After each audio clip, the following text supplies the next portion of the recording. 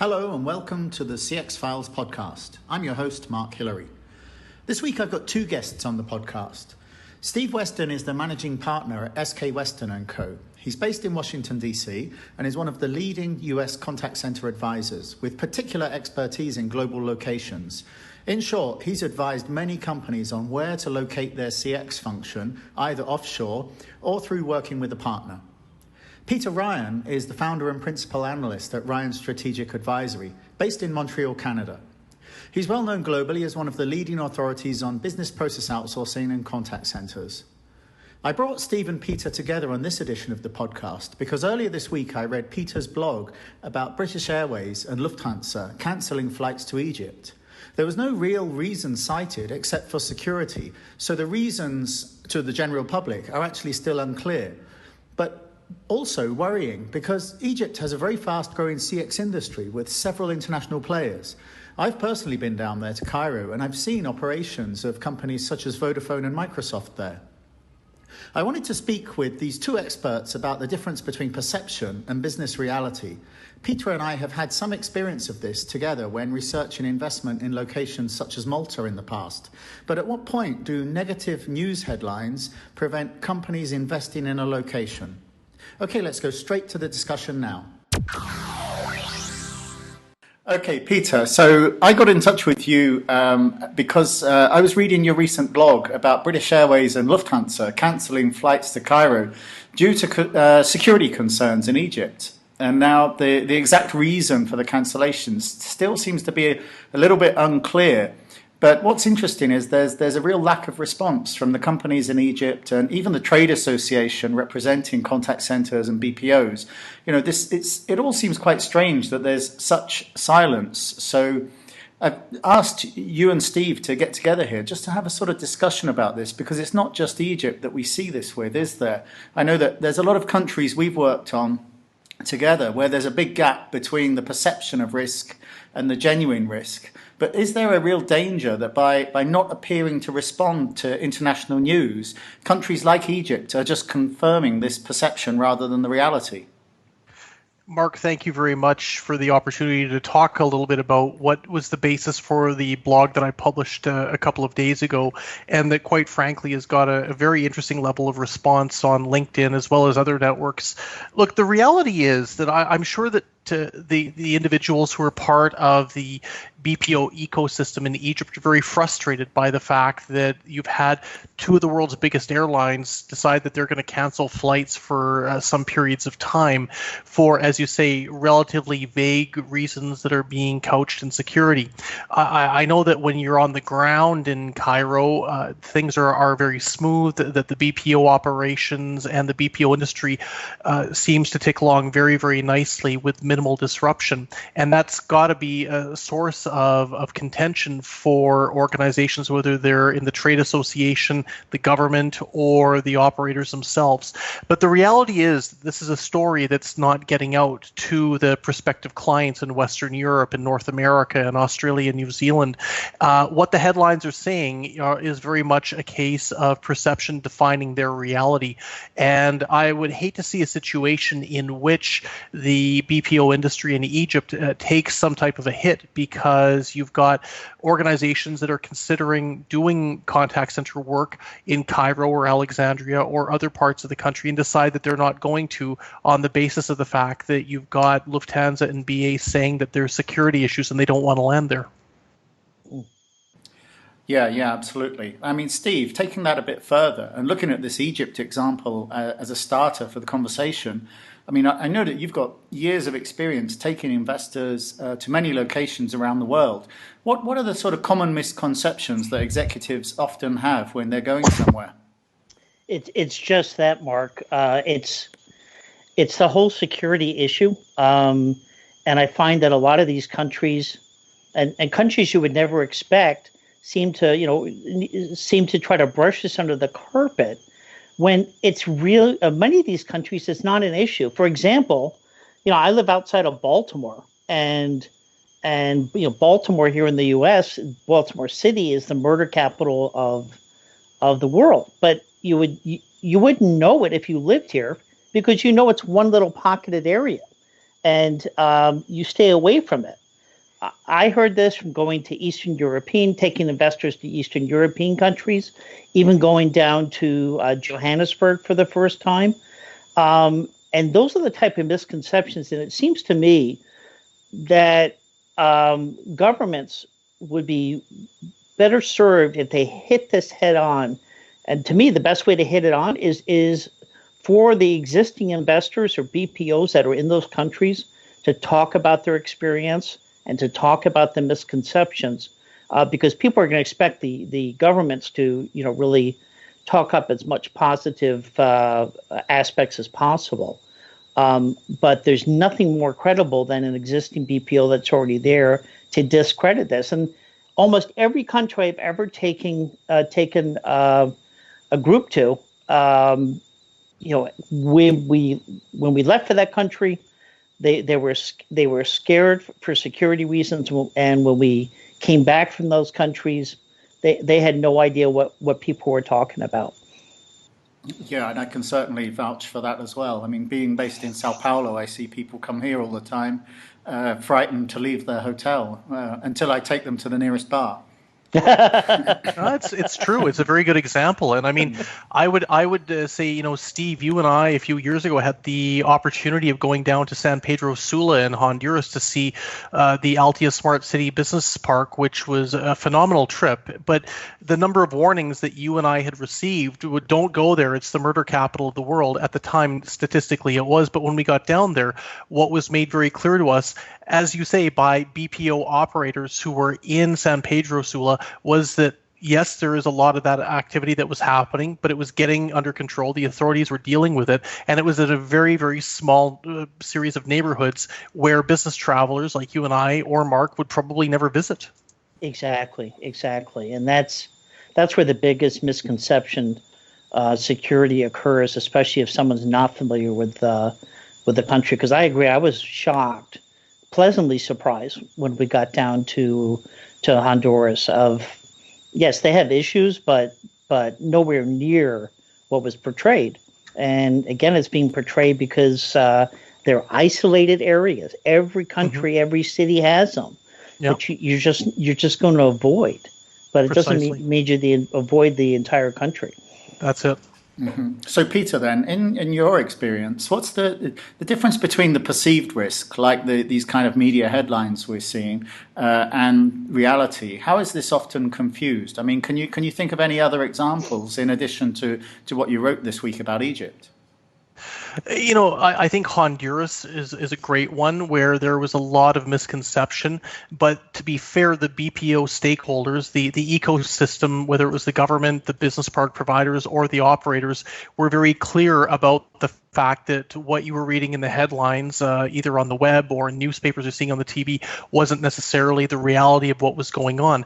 We can think about Colombia and the fact that in the mid-2000s, when Colombia was really starting to find its feet as a nearshore delivery point, it was probably facing some very bad perception problems because of issues that had been happening in the mid to late 80s and the early 1990s. But the reality, again, was you had a group of stakeholders that were very focused on changing impressions, and they did so.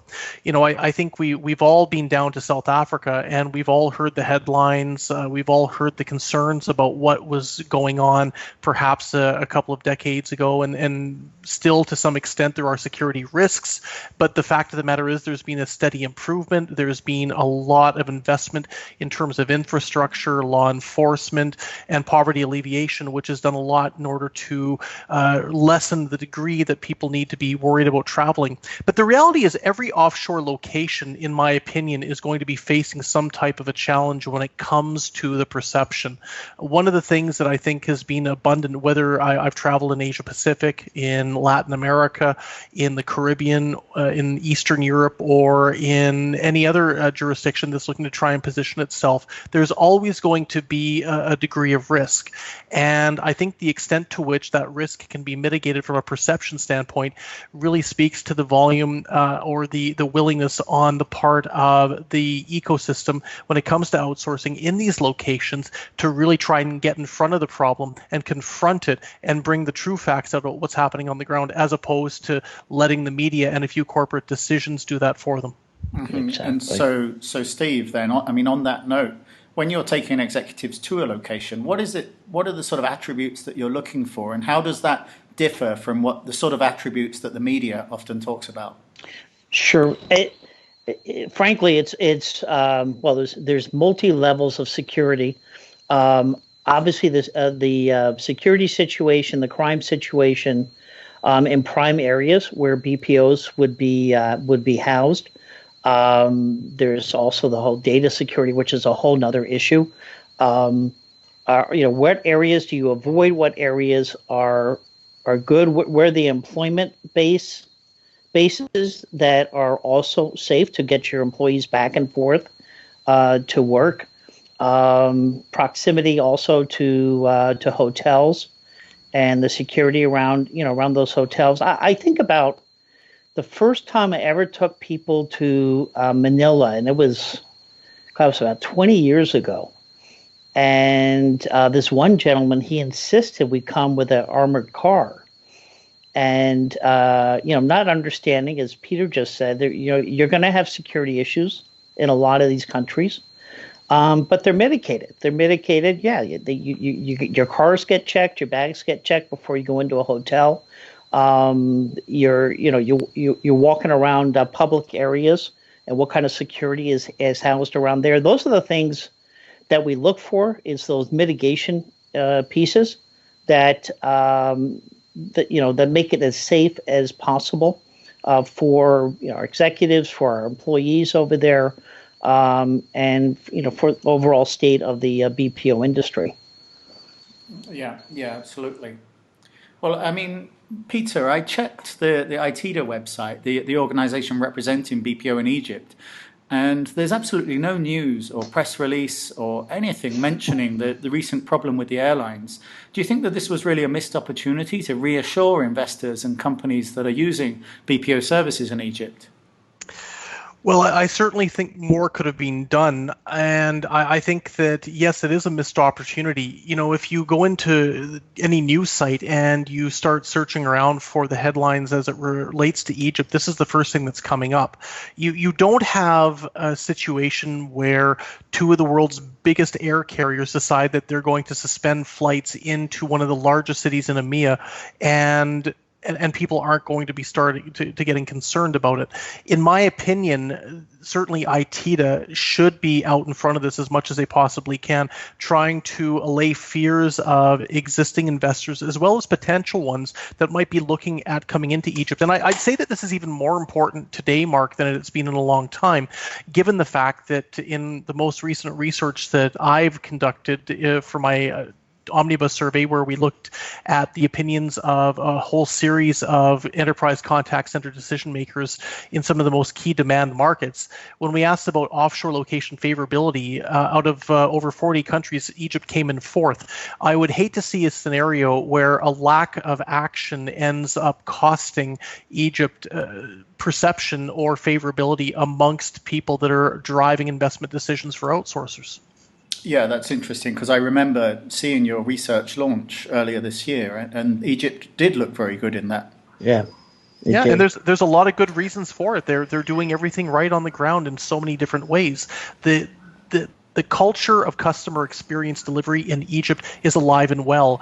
And what I would hate to see is a situation where headlines that are popping up in key demand markets end up stalling some type of the upward trajectory that Egypt's on right now.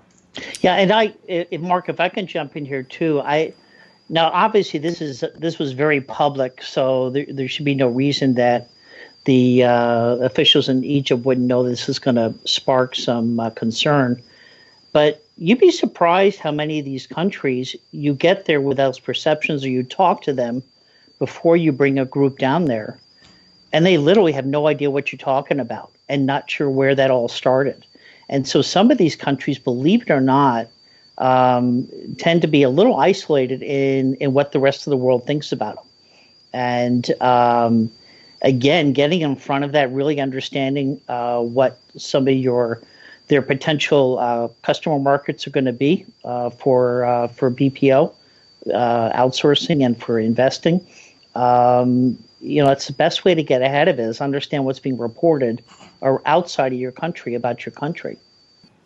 Yeah, that's great advice. And I think that's where I would like to wrap things up, actually, is just to ask both of you quickly, if you were advising perhaps the government or the trade association or even some of the BPO companies, what would they need to do maybe in the short term and then perhaps in the longer term to push back against this kind of negative media news or disinformation, perhaps? Maybe start with Peter.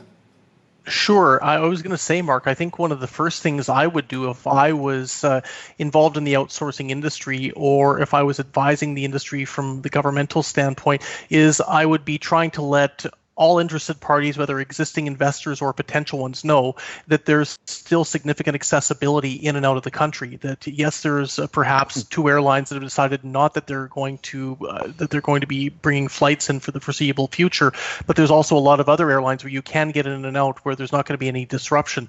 We all know being able to access a site is very, very important for contact center investors, and that should be number one. I think the second one would be to try and bring forward, at least in the near to medium term, some type of an information campaign, whether it's on social media, whether it's webinars, about the advantages of the location and why it's an ongoing safe place and a good place to invest and the types of value that can be recouped from it. Over the longer term, it's all about making sure that the presence of the offshore location, if it's Egypt or otherwise, is going to be in the news, that it's going to be in the news from a positive fashion. New site deployments, new clients coming in, improvements to the infrastructure, anything related to being able to make business friendly within that jurisdiction. It's all part of a broader formula, but in my opinion, it's something that needs to happen very quickly. Yeah, I would agree with everything that Peter just said. The one piece I would add is, again, hit it straight on.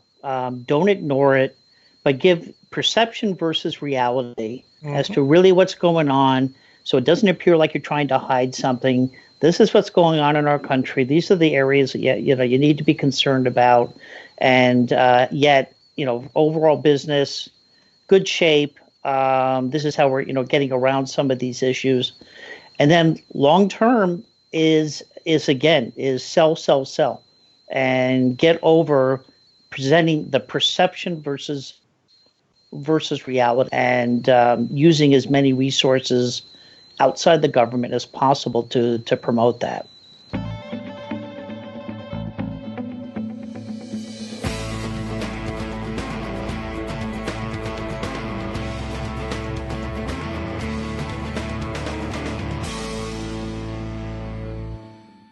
Thanks for listening to the CX Files podcast. Please take a moment to review the podcast because this helps other listeners to find it. And if you have any suggestions, then get in touch with me on Twitter or LinkedIn. I am @Mark Hillary with 2 L's, or just search Google for Mark Hillary.